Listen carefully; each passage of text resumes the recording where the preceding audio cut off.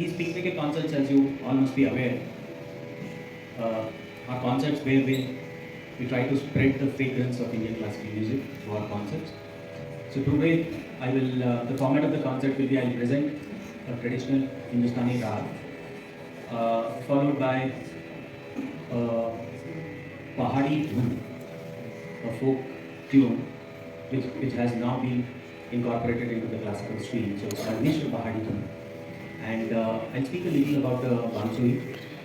And in the end, maybe for a few minutes, we can have a question answer session. If the students, if you want to ask anything about the flute or the tabla, you can raise your hand and ask questions. So to begin with, let me explain about the Bansuri. Have you ever watched a flute performance before? Yes? Okay.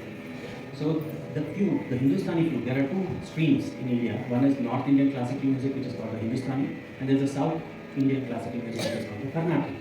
So the Hindustani musicians, the flutists, generally perform their ragas on the flute of this size, whereas the Carnatic flutists generally use a smaller size. So it's only the pitch difference. It's like a male voice and a female voice. So the smaller the flute, the pitch is higher and it's shrill. So you can hear the smaller flute from a long distance as well. Something like this. So this is a flute that you will generally find in the melas and the fairs, and it's more like a toy flute, but it's also generally used in folk music, and the street charmers generally use this. So I played the Pahadi Dhun on this, so you can listen to this also. So it is basically made out of bamboo. So it's what I call this as a 100% natural instrument, because there are no strings attached, there are no pegs to tune, we don't use the hammer to tune it. So it's completely natural. We just cut the bamboos from the forest, season it for a month or so, and then we burn holes at particular distances so that we get the 7 notes of Indian classical music. How many of you know the 7 notes of music? Here, the A, B, C, D, and E, F, G. You are mentioning the Western notations. Anybody knows the Indian notations of them? So the Re, Ga, Ma, Dha, Ni, these 5 notes have 2 versions, Komal and Shuddha. So in total, we have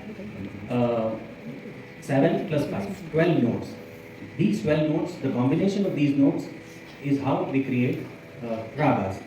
So there is an ascending order, there is a descending order, there are important notes in a raga which define the grammar of a raga. And that's how we identify whether this is Yaman or this is Hamsadhwani or this is Bhairav. So we have, at one point of time, we had thousands of ragas. But over the years, many of them have vanished. And still, we are left with hundreds of ragas right now, which are popular among musicians. So next time when you have an artist perform here, so if he asks how many notes are there in Hindustani music or Indian classical music, you should say 12, 7 plus 5. Then he'll be very happy that you are educated audience, right? So the 7 notes that he mentioned are the basic notes that is common in all forms of music all over the world. But in India, we have Sa Re Ga Ma Pa Dha Ni. With Sa and Pa, there are no 2 varieties. For every Sa, there is only Pa, 1 Pancham, 1 Pa. So the Sa and Pa are static, they don't have varieties. Only the Re, Ga, Ma, Dha, Ni have 2 versions, Komal and Shuddha. So the raga that I have chosen today is called Shuddha Dhaivat Ka Vibhas. So there are vibhas of different varieties. So this raga that I am playing has the Shuddha Dhaivat. That's why it's called Shuddha Dhaivat Ka Vibhas. It's a morning raga. And for your information, Indian classical ragas, Hindustani classical ragas have been divided according to the time of the day. So we have ragas that are for morning, that are for afternoon, evenings, late nights and all. So I'll present a morning raga called Shuddha Dhaivat Ka Vibhas. And it's my great fortune and honor to be sharing the dais with one and only Pandit Kumar Mishra ji. He's a legend in his own right. I play 2 compositions in Madhya Rupa and following it up with a faster piece in Teen Tal. So sit back, relax and enjoy. And this is a typical Hindustani classical concert. So